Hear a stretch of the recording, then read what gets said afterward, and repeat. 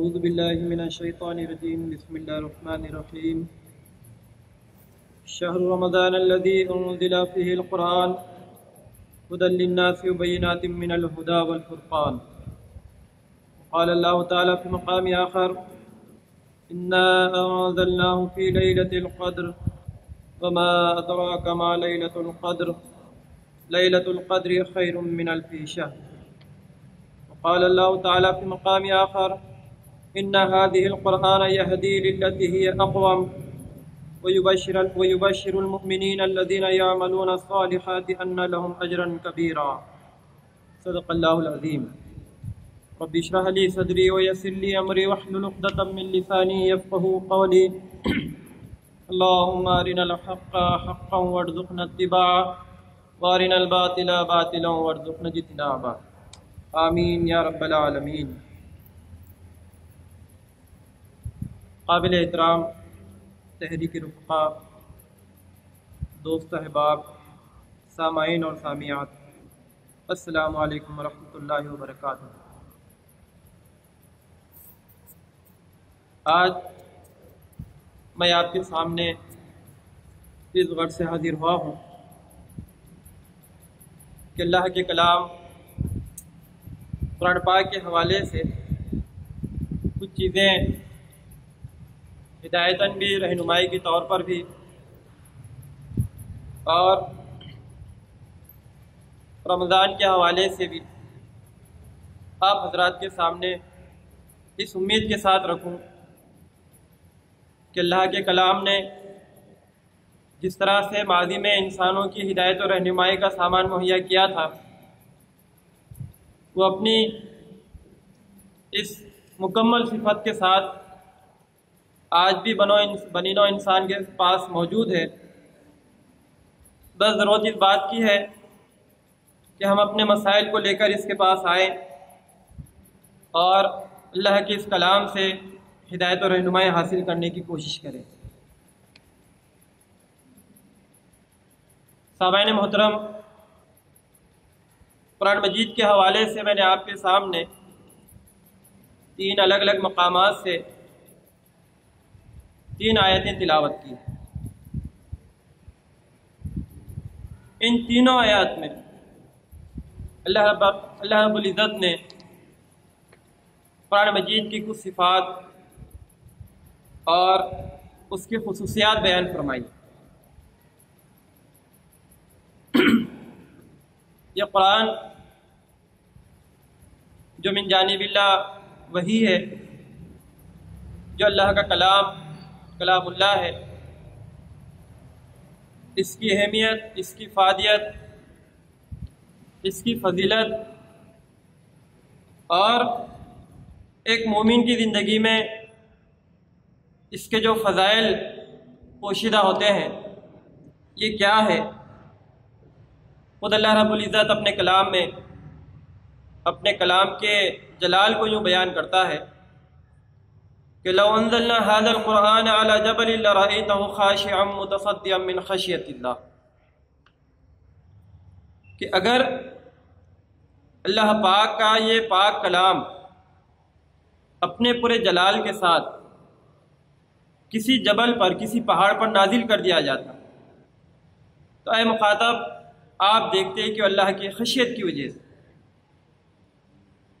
اللہ کی جو وحدانیت ہے، اس کی جو الوہیت ہے، اس کی جو حاکمیت ہے، اس پوری کائنات پر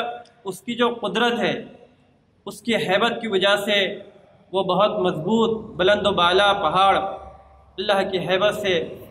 پارا پارا ہو جاتا، ریزہ ریزہ ہو جاتا. یہ وہ کلام ہے جس کی عظمت کو اللہ رب العزت نے اس طرح سے بیان فرمایا. یہی کلام ہے جس کی مختلف صفات کا اللہ تعالیٰ نے جگہ جگہ اظہار فرمایا ہے. میں نے آپ کے سامنے تمہیدی طور پر قرآن مجید کی جو آیتیں تلاوت کی ہے، ان میں خاص طور پر رمضان کے حوالے سے سورہ بقرہ کی جو آیت فرمایا کہ شہر رمضان الذی انزل فیہ القرآن، ماہ سیام جو عنقریب آیا ہی چاہتا ہے. اس رمضان کی اہمیت و افادیت، اس کی فضیلت اس حوالے سے ہے کہ اللہ رب العزت نے اسی مہینے کی ایک رات میں اپنے کلام کے نزول کا فیصلہ فرمایا۔ یہ کلام کیا ہے؟ خود آیت کے اگلے حصے میں اللہ تعالیٰ نے وضاحت فرمائی ہے کہ یہ قرآن ھدی للناس، بنی نوع انسان کے لیے ہدایت کا اپنے اندر سامان رکھتا ہے۔ اور نہ صرف یہ کہ زندگی کے مسائل میں انسانوں کے مسائل، ان کے مصائب، ان کے مشکلات کو حل کرنے کی اپنے اندر طاقت رکھتا ہے، بلکہ جو لوگ اس کلام پر ایمان لاتے ہیں ان کے لیے یہ کلام فرقان بھی۔ یہ اس آیت میں اللہ تعالیٰ نے اپنے کلام کی دو صفات بیان کی، ایک ہے ھدی للناس اور دوسرا ہے الفرقان۔ اگر ہم قرآن مجید میں خود اللہ کے کلام نے اپنی جو صفات الگ الگ جگہ بیان فرمائی ہیں، ان میں ھدی للناس اور الفرقان کو ہم اگر تلاش کریں تو جن معنوں کے ساتھ یہ اصطلاح ہمیں قرآن مجید میں ملتی ہے وہ کچھ چیزیں میں آپ کے سامنے رکھتا ہوں، جس سے اندازہ ہوتا ہے کہ ہدایت کا مطلب کیا ہے، ھدی للناس کا مطلب کیا ہے۔ قرآن مجید میں اللہ رب العزت نے اس لفظ کو 5 معنوں کے ساتھ استعمال کیا ہے۔ الہدایہ، اس کا معنی ہے، امام راغب اصفہانی رحمۃ اللہ علیہ نے مفردات القرآن میں اس کا معنی جو بیان کیا ہے کہ الہدایہ کا معنی ہے لطف و کرم کے ساتھ کسی کی رہنمائی کرنا۔ کتنا الفاظ میں آپ معنیت کو دیکھیں، لطف و کرم کے ساتھ، اللہ اپنے رحم کے ساتھ انسانوں کی رہنمائی چاہتا ہے۔ یہ ہدایت اور مزید جن معنوں میں یہ لفظ آیا ہے قرآن مجید میں، ان میں ایک قلبی نور و بصیرت کے معنی میں بھی آیا ہے۔ فرمایا کہ والذین اہتدوا زادہم ھدی، کہ اور جو لوگ ہدایت کی راہ اختیار کرتے ہیں، ہدایت کی روش اختیار کرتے ہیں، اللہ ان کی قلبی بصیرت میں اضافہ فرماتا ہے۔ یہ ہدایت کا معنی اور مطلب۔ ایسے ہی لفظ ہدایت دلیل و حجت اور نشان راہ کے معنی میں بھی آیا ہے قرآن مجید میں۔ سورہ طٰہٰ میں اللہ تعالیٰ فرماتا ہے او اجد علی النار ھدی، یا مجھے آگ کے پاس پہنچ کر کوئی نشان راہ مل جائے۔ ہم جانتے ہیں کہ موسیٰ علیہ السلام جب مصر کی طرف واپس آ رہے تھے، راستے میں کوہ طور پر آپ نے ایک روشنی دیکھی، اس موقع سے آپ نے بات ارشاد فرمائی تھی جسے اللہ تعالیٰ نے سورہ طٰہٰ میں بیان فرمایا ہے۔ ایسے ہی ہدایت کا ایک اور معنی سیدھا اور صاف راستہ بھی آیا، چنانچہ اللہ تعالیٰ فرماتا ہے انک لعلی ھدی مستقیم، اے محمد صلی اللہ علیہ وسلم بے شک آپ ایک سیدھے راستے پر۔ اور ایسے ہی فعل ہدایت صحیح جو راستہ ہے، جس راستے میں کوئی شک، کوئی شبہ نہیں، کوئی ریب نہیں، اس راستے کو بھی ہدایت کا راستہ کہا جاتا ہے۔ چنانچہ اللہ رب العزت نے قرآن مجید کو اتنے سارے معنوں کے ساتھ بیان فرمایا کہ جو لوگ اس پر ایمان لاتے ہیں، اس کی آیات پر یقین رکھتے ہیں، اس کی تعلیمات کو اپنی زندگی کا زیور بناتے ہیں، اس کی ہدایت سے اپنی زندگی کو منور کرتے ہیں، ان کے لیے قرآن پاک کی یہ جو صفت ہے، صفت ہدایت، وہ اس طرح سے رہنمائی کا سامان اپنے اندر رکھتی ہے۔ ایسی ہی لفظ فرقان جو قرآن مجید کی صفت قرآن پاک نے خود بیان فرمائی کہ بینات من الہدی والفرقان، الفرقان کا جو معنی ہے حق اور باطل کے درمیان ایک تمیز قائم کرتا، حق اور باطل، صحیح اور غلط،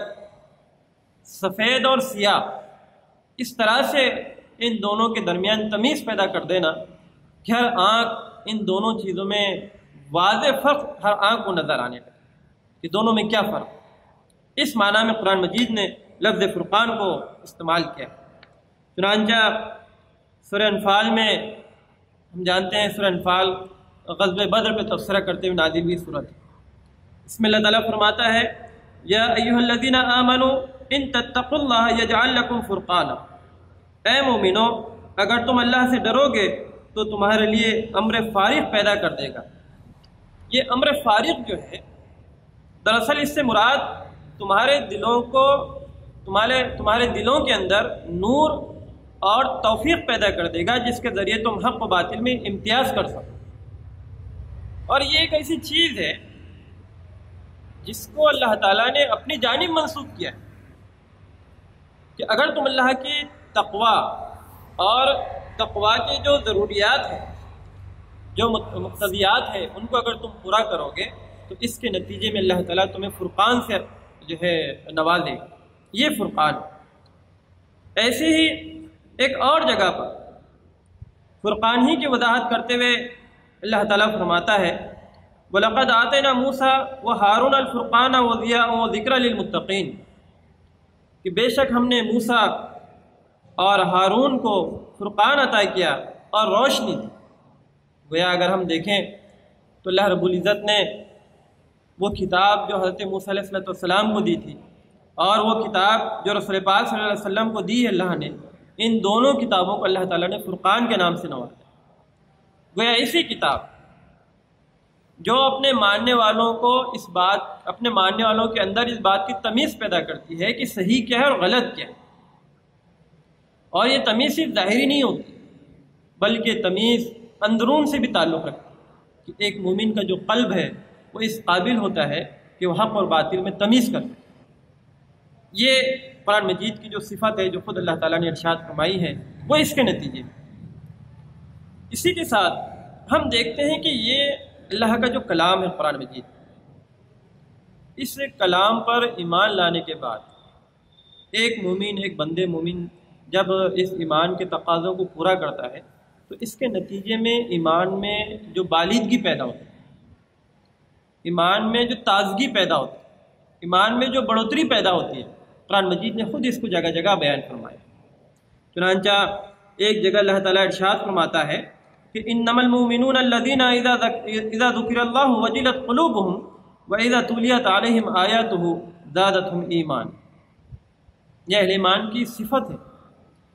گویا اللہ کا کلام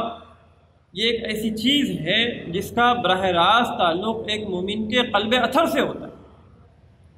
اور مومن کا تعلق اگر وہ اپنے ایمان میں مضبوطی پیدا کرنا چاہتے ہیں تو یہ لازمی ہے ان کے لیے کہ وہ اپنے تعلق کو، اپنے ربط کو اللہ کے کلام سے قریب تر کر دیں، اور اسی کے نتیجے میں جن دلوں میں اللہ کا کلام محفوظ ہوتا ہے، جن کی زندگیاں اللہ کے کلام کی روشنی میں گزارنے کی عادی ہوتی ہے، اسی کے نتیجے میں ان کے ایمان میں بالغی پیدا ہوتی ہے، ان کے ایمان میں مضبوطی پیدا ہوتی ہے۔ تو یہ قرآن مجید کی آیات اہل ایمان کے ایمان میں بڑھوتری پیدا کرتی ہے، ان کے ایمان میں زیادتی پیدا ہوتی ہے۔ ایک اور جگہ اللہ تعالیٰ نے ارشاد فرمایا کہ اہل ایمان میں ہم جانتے ہیں امت مسلمہ میں ہر زمانے میں قرن اول سے آج تک ایک ایسا گروہ رہا ہے جسے قرآن مجید نے منافق کے نام سے موسوم کیا۔ یہ لوگ جب قرآن مجید کے اولین جو مخاطب تھے ان کے سامنے جب اللہ کی وحی نازل ہوتی تو مزاحیہ طور پر تمسخرانہ انداز میں، استہزائیہ انداز میں ایک دوسرے سے کہتی کہ کیا تمہارا ایمان بڑھا؟ قرآن مجید میں اللہ تعالیٰ نے اس کے اوپر تبصرہ کیا، فرمایا کہ وَإِذَا مَا أُنزِلَتْ سُورَةٌ فَمِنْهُم مَّن يَقُولُ أَيُّكُمْ زَادَتْهُ هَٰذِهِ إِيمَانًا فَأَمَّا الَّذِينَ آمَنُوا زَادَتْهُمْ إِيمَانًا، کہ وہ لوگ جب ان کے سامنے کوئی وحی نازل ہوتی تو ان میں سے کوئی ہوتا جو کہتا کیا تم میں سے کسی کا ایمان بڑھا ہے؟ حالانکہ وہ لوگ جو ایمان لاتے بہت ایمانداری کے ساتھ، جنہوں نے اللہ کے رسول صلی اللہ علیہ وسلم کے ہاتھ پر بیعت کی، ایمان کی، اطاعت کی، اپنی ساری چیزیں اللہ کے دین کے لیے، اس کی رضا کے لیے قربان کرنے کی، ان کا معاملہ ہی کچھ اور ہوتا ہے کہ جب کوئی وحی ان پر نازل ہوتی، رسول پاک صلی اللہ علیہ وسلم کے پاس کوئی وحی آتی اور اعلان کیا جاتا کہ اہل ایمان کے لیے فلاں فلاں حکم نازل ہوا ہے، تو اس کے نتیجے میں ان کے ایمان میں بڑھوتری پیدا ہوتا ہے۔ چنانچہ یہ جو تعلق ہے جو ایک مومن کا اللہ کے کلام سے ہوتا ہے، اس تعلق کے نتیجے میں ہم دیکھتے ہیں کہ قرن اول کے جو اہل ایمان تھے، اللہ کے اس کلام نے اللہ نے اپنے اس کلام میں اس وقت کے اہل ایمان سے جو جو وعدے کیے تھے وہ سارے وعدے ہم آج تاریخ کے اوراق میں دیکھتے ہیں کہ وہ سارے وعدے مکمل ہیں۔ یہ وعدے صرف ایسا نہیں ہے کہ دنیا کی زندگی سے تعلق رکھتے ہیں، بلکہ یہ کامیابی کی بشارتیں، یہ فلاح و کامرانی کی بشارتیں، یہ دنیا کے ساتھ ساتھ آپ اخروی جو زندگی ہے، آخرت کی جو زندگی ہے، اس سے بھی متعلق ہے۔ لہذا ہم دیکھتے ہیں رسول پاک صلی اللہ علیہ وسلم کی بے شمار احادیث ہم کو ملتی ہیں کہ جو لوگ اللہ کے کلام کو اپنی زندگی کے لیے، اپنے قلب کے لیے حرز جاں بنا دیتے ہیں، جن کا اٹھنا بیٹھنا اللہ کا کلام ہو جاتا ہے، جو اپنی زندگی میں اپنے مسائل میں اللہ کے کلام کی روشنی میں اپنے مسائل کو حل کرتے ہیں،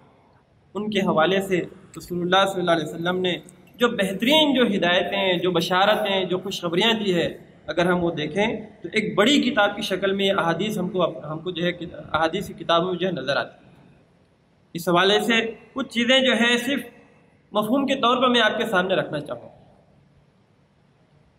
رسول پاک صلی اللہ علیہ وسلم فرماتے ہیں خیرکم من تعلم القرآن وعلم، تم میں بہترین وہ ہے جو قرآن پاک سیکھے اور اس کو سیکھے۔ ایک معیار پوری انسانیت میں ایمان کے حوالے سے امت مسلمہ مسلمانوں کا ایک معیار، پھر امت مسلمہ میں ایک معیار کو قائم کیا گیا ہے اللہ کے کلام کے حوالے سے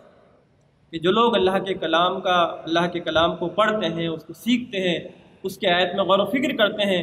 جن کا اوڑھنا بچھونا اللہ کا کلام ہوتا ہے، جو اپنے مسائل کو اللہ کے کلام کی روشنی میں حل کرتے ہیں، ان کے تعلق سے رسول پاک صلی اللہ علیہ وسلم نے بات ارشاد فرمائی ہے کہ تم میں بہترین وہ شخص ہے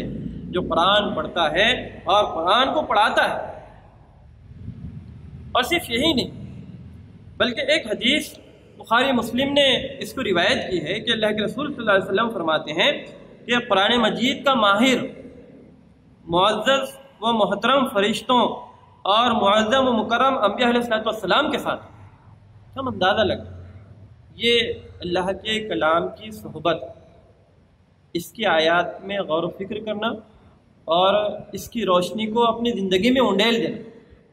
اس کے نتیجے میں اخروی زندگی میں جو مرتبہ اور مقام ملنے والا ہے، رسول پاک صلی اللہ علیہ وسلم نے ان الفاظ میں اس کو جو ہے بیان کیا کہ اللہ کے محترم اور معظم فرشتے بھی اور اللہ کے انبیاء رسول بھی، ایسا شخص جو قرآن مجید کا ماہر، جس نے اپنی زندگی کو علوم القرآن کے لیے وقف کر دیا، اس کا مرتبہ اور مقام کل قیامت کے دن اللہ کے فرشتے اور اس کے نبیوں کے ساتھ۔ ایسے ہی ایک اور جو ہے حدیث ہے، یہ بھی امام مسلم اور امام بخاری رحمۃ اللہ نے اس کو روایت کیا، بہت حیرت کی چیز بھی، آپ ذرا ان الفاظ پر غور کریے کہ رسول پاک صلی اللہ علیہ وسلم فرماتے ہیں کہ حسد و رشک تو بس دو آدمیوں پہ کرنا جائز، ان میں ان دو اشخاص کا جو ذکر رسول پاک صلی اللہ علیہ وسلم نے کیا ہے، ان میں سے ایک آدمی وہ ہے جسے اللہ نے قرآن سکھایا، آپ الفاظ پہ غور کریے، جسے اللہ نے قرآن سکھایا تو وہ دن اور رات کے اوقات میں اسے تلاوت کرتا ہے، اس کا پڑوسی اسے قرآن پڑھتے ہوئے سنتا ہے تو کہہ اٹھتا ہے کہ اے کاش مجھے بھی اس کے مثل قرآن عطا کیا جاتا تو میں بھی اسی طرح عمل کرتا جس طرح یہ کرتا۔ اب ہم ذرا اندازہ لگائے رسول پاک صلی اللہ علیہ وسلم کے جو الفاظ ہیں کہ علمہ اللہ، کہ بندے کا مرتبہ اور مقام یہ ہے کہ اللہ نے اس کو قرآن سکھایا۔ ہم اندازہ کر سکتے ہیں کہ جس بندے کے حق میں اللہ تعالیٰ خود یہ فیصلہ کرے کہ اسے میں اپنے کلام کا علم عطا کروں گا، اس کا فہم عطا کروں گا، اس کا ادراک میں اسے دوں، تو ظاہر بات ہے جب کوئی چیز، کوئی نعمت، کوئی فضیلت کسی بندے کے تعلق سے اللہ تعالیٰ خود فیصلہ کر لیں تو پھر اس کے مرتبہ اور مقام کا ہم جو ہے کیا کہہ سکتے ہیں۔ اس حدیث سے یہ بات بھی جو ہے ہمارے سمجھ میں آتی ہے۔ ایسی ہی امام حاکم نے ایک اور روایت بیان فرمائی ہے ان لوگوں کے تعلق سے جو قرآن مجید کے علوم اس کے حاصل کرنے میں، اس کے آیات میں غور و فکر کرنے میں، اس کے مطابق اپنی زندگیوں کو ڈھالنے میں، اس کی تعلیمات، اس کے احکام، اس کے منہیات کی روشنی میں دنیا کو چلانے کے جذبے اور حوصلے کے ساتھ جو لوگ اپنی زندگی بسر کرتے ہیں۔ امام حاکم نے روایت نقل کی ہے، حضرت ابو ہریرہ رضی اللہ عنہ اس حدیث کے راوی ہے، وہ کہتے ہیں کہ رسول پاک صلی اللہ علیہ وسلم نے ارشاد فرمایا بروز قیامت صاحب قرآن آئے گا تو قرآن کہے گا ایک صاحب قرآن ہے، اللہ کے حضور اس کے حاضری ہوئے جائزہ اور احتساب کے، اس کے ہاتھ میں اس کا نامہ اعمال، قرآن مجید اس کی شفاعت کے لیے اللہ کے حضور حاضر ہوں گے۔ آپ تعلق کا اندازہ کریں کہ ایک بندے کا تعلق اللہ کے کلام سے کس طرح کا ہے، کس طرح کا رہا ہے اپنی زندگی میں، دنیاوی زندگی میں، کہ جب وہ اللہ کے حضور حاضر ہوا ہے تو اللہ کا کلام بھی اس کے ساتھ حاضر ہوا۔ اب یہ کلام اللہ کے دربار میں اپنے پڑھنے والے کے لیے کس طرح سے سفارش کر رہا ہے، کن الفاظ میں سفارش کر رہا ہے، وہ بہت قابل غور ہے۔ وہ قرآن کہے گا اے رب اسے زیور پہن، تو صاحب قرآن کو عزت کا تاج پہنایا جائے۔ پھر قرآن کہے گا اے میرے رب اسے اور زیادہ پہنا، تو اسے عزت اور بزرگی کا تاج پہنایا جائے۔ اس کے بعد قرآن پھر کہے گا اے میرے مولا اب اس سے تو راضی ہو جا، تو اللہ تعالیٰ اس سے راضی ہو جائے گا، اور اس سے کہا جائے گا کہ قرآن پڑھتا جا اور جنت کے زینے چڑھتا جا، اور ہر آیت کے بدلے اس کی نیکی بڑھتی جائے گی۔ یہ جو تعلق ہے اس زندگی میں ایک بندے کا اللہ کے کلام سے، تو صرف یہ نہیں ہے کہ اللہ کا کلام اس کی اس زندگی میں اس کے لیے رہنمائی کا سامان بنا رہے، اس کو گمراہی سے، دلالت سے،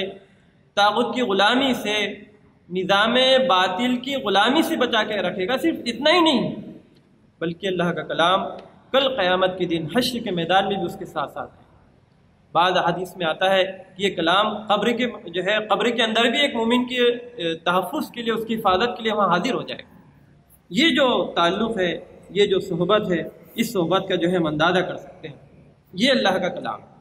سامعین محترم، یہ اتنی ساری جو فضیلتیں ہیں جو خود رسول پاک صلی اللہ علیہ وسلم نے، جو صاحب کلام ہیں،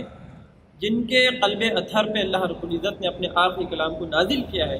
انہوں نے خود اس کی وضاحت کی ہے کہ اللہ کا کلام کیا ہے، اس کی اہمیت، اس کی فضیلت، اس کی افادیت دنیاوی زندگی میں، اخروی زندگی میں کیا معنی رکھتا ہے۔ چنانچہ ہم سب جانتے ہیں یہ جو رمضان کا مہینہ ہے، اس کا جو خاص تعلق رمضان میں روزوں کی فرضیت کی جو وجہ ہے، یہ ساری چیزیں اصل میں اسی لیے ہے کہ اللہ رب العزت نے انسانوں کی قیامت تک لیے جتنے انسان پیدا ہونے والے اس دنیا میں، ان تمام کی ہدایت و رہنمائی کے لیے، ان تمام کی فلاح اور کامرانی اور کامیابی کے لیے اپنے اس آخری کلام کے نزول کا اللہ نے جو فیصلہ کیا ہے، یہ فیصلہ اس قدر عظمت والا فیصلہ ہے، اس قدر بڑا اور عظیم فیصلہ ہے کہ بنین و انسان اہل ایمان اللہ کے اس فضل کا جو شکر ہے وہ ادا نہیں کر پاتے۔ اس لیے اللہ تعالیٰ نے اپنے بہت فضل کے ساتھ، اپنے ایک بڑے کرم اور احسان کے ساتھ خود ہم انسانوں کو بتایا کہ اس کی اس نعمت کا شکر ہم کیسے ادا کریں۔ تو اس کا جو ذریعہ ہے وہ ذریعہ ہے صوم رمضان کے روزے۔ چنانچہ ہم دیکھ سکتے ہیں کہ رمضان میں روزوں کی جو فرضیت ہے، اس کا جو خاص تعلق ہے وہ قرآن مجید سے، اور یہی معنی ہے جس سے ہم گزرنے ہوں، یہی معنی ہے جس سے ہم گزر رہے ہیں۔ تو گویا بات یہ سمجھ میں آئی ہے کہ رمضان کا بہت ہی خاص تعلق اللہ کے کلام سے، یہ وہی معنی۔ ہم ذرا قرآن مجید کی یہ جو اہمیت ہے، یہ جو فضیلت ہے، اس کے حوالے سے ہم اپنے آپ کو ٹکریں۔ میں خود اپنے آپ کو دیکھوں کہ میرا تعلق اللہ کے کلام سے کتنا ہے۔ میں اپنے اوقات میں سے اللہ کے کلام کو پڑھنے کے لیے، اس کو سمجھنے کے لیے، اس کا آیت میں غور و فکر کرنے کے لیے، اپنی زندگی کے مسائل اس کی روشنی میں حل کرنے کے لیے، اور ایک قدم آگے بڑھ کر اسی روشنی سے پوری دنیا کو، پوری بنی نوع انسان کی زندگی کو منور کرنے کے لیے میں خود کیا کروں، اور ہم تمام خود اس معاملے میں کیا کریں۔ لہذا اس بات کو ہم کو سمجھنا چاہیے کہ رمضان کا یہ جو مہینہ ہے، اگر ہم اپنے تعلق سے کچھ فیصلے کریں اللہ کے کلام کے حوالے سے، قرآن مجید کی پڑھنے اور پڑھانے کے حوالے سے،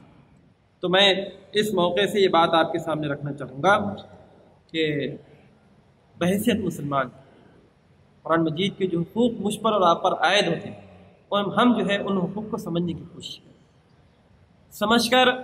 اس پر عمل کرنے کی کوشش کریں۔ یہ اللہ کے کلام کے ہم پر جو حقوق ہے، اس حیثیت سے کہ ہم اس پر ایمان رکھنے والے، یہ حقوق کیا ہے؟ میں صرف جو ہے نکات کے طور پہ یہ حقوق آپ کے سامنے رکھنا چاہوں گا. آپ اس کی تفصیلات مختلف مفسرین ہیں جو قرآن مجید کے علوم کو ماہرین ہیں، ان کی کتابوں میں آپ اس کی تفصیلات دیکھ سکتے ہیں.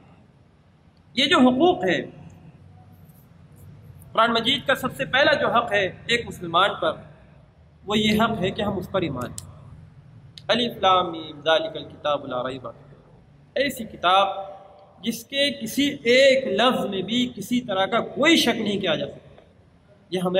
ہم تمام کے، میرے بھی اور آپ کے ایمان کا تعلق ہے. ہمارے ایمان کے سے جو ہے یہ بات تعلق رکھتی ہے کہ ہم اس بات پر ایمان رکھیں، اس بات کا یقین رکھیں کہ یہ کلام من جانب اللہ، اللہ کے ایک محترم بزرگ اور امین فرشتے حضرت جبرائیل علیہ السلام کے ذریعے اللہ تعالیٰ نے اپنے آخری نبی پر یہ کلام نازل کیا. اور یہ جو ہے یہ پہلی چیز. دوسری چیز، اس ایمان کے بعد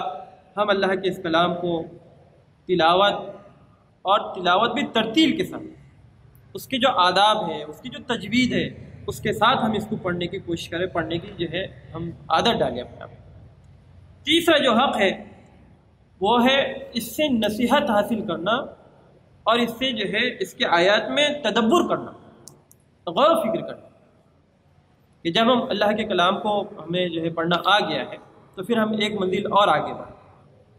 ہم اپنے معاملات میں، اپنے مسائل میں اس سے نصیحت حاصل کریں، اس کے آیات میں ہم غور و فکر کریں. چوتھا جو حق ہے وہ یہ ہے کہ اس کے احکام پر عمل کریں بحیثیت مسلمان کی.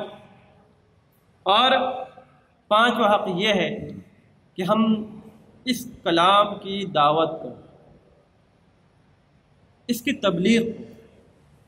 جب ہم اس کی تعلیمات سے، اس کے احکامات سے، اس کے جو فوائد ہیں ان فوائد سے ہم نے اپنی زندگی کو منور کر لیا ہے، تو اب اسی پیغام کو لے کر ہم بنی نوع انسان کے درمیان دعوت و تبلیغ کا کام. اور ایک آخری جو حق ہے جو قرآن مجید کا ہم پر عائد ہوتا ہے کہ اس کا جو پیغام ہے، قرآن مجید میں اللہ تعالیٰ نے رسول پاک صلی اللہ علیہ وسلم کے کار نبوت کو الگ الگ جگہوں پر دو انداز میں بیان کیا. ایک ہے تزکیہ و تربیت اور دوسرا ہے اظہار دین.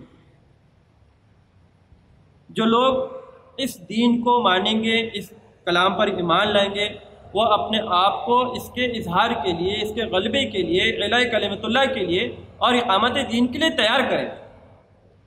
یعنی اندرون بھی اس کے لیے تیار ہو اور بیرون کی زندگی بھی اس کے لیے تیار ہو. چنانچہ ہم دیکھتے ہیں کہ قرآن مجید کے یہ حقوق ہم پر بحیثیت مسلمان کے عائد ہیں.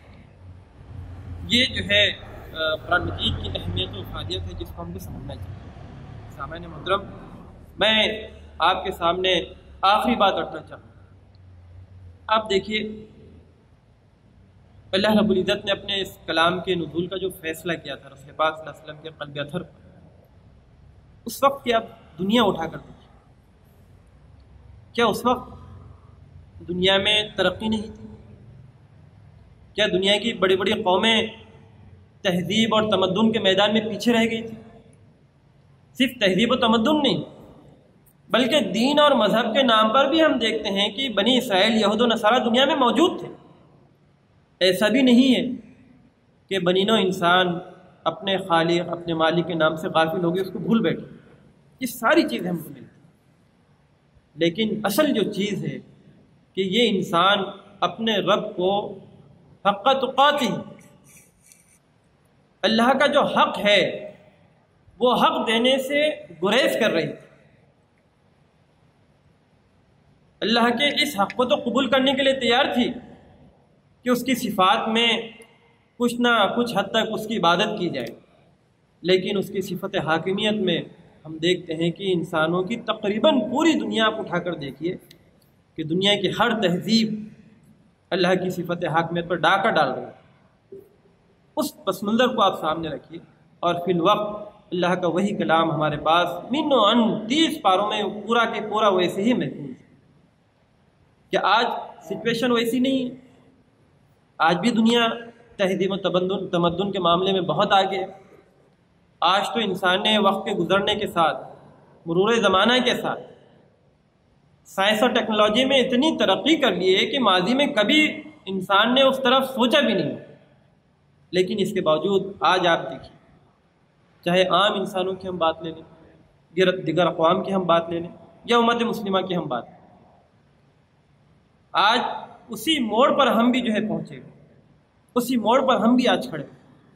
کہ اللہ کی عبادت تو کرنا چاہتے ہیں، لیکن اپنی تمام